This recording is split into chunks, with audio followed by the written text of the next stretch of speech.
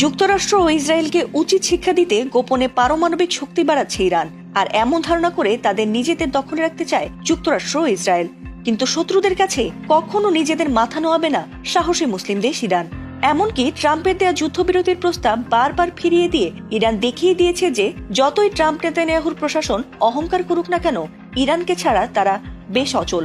এদিকে ট্রাম্পের কথায় হরমুজ প্রণালী না খুললে তাদের একদিনেই ধ্বংস করে দেবে এমন হুমকির পর হঠাৎই জানা গেছে ইরানের হাতে পারমাণবিক বোমার চেয়েও কার্যকর অস্ত্র রয়েছে। আর এমন খবরে নড়ে চড়ে বসেছেন অনেকেই।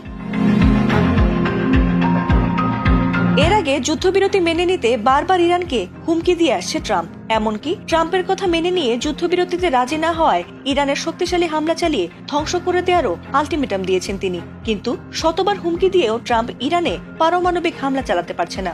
কোন কারণে তারা ভয় পাচ্ছে ইরানকে, এমন প্রশ্নই যেন বারবার ঘুরপাক খাচ্ছে সবার মনে।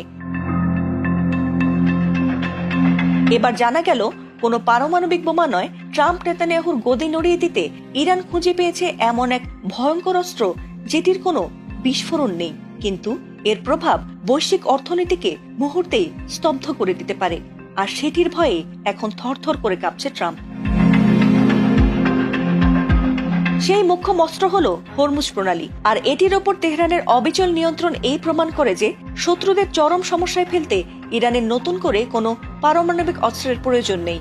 বিশ্বের প্রায় 20 থেকে 25% জ্বালানি তেল প্রতিদিন এই সরু প্রণালী দিয়েই যাতায়াত করে। ফলে এটি বন্ধ বা নিয়ন্ত্রিত হলে থমকে যেতে পারে পুরো বিশ্বের জ্বালানি সরবরাহ ব্যবস্থা। আর ঠিক এই জায়গাটিকেই নিজের কৌশলগত শক্তিতে রূপ দিয়েছে তেহরান।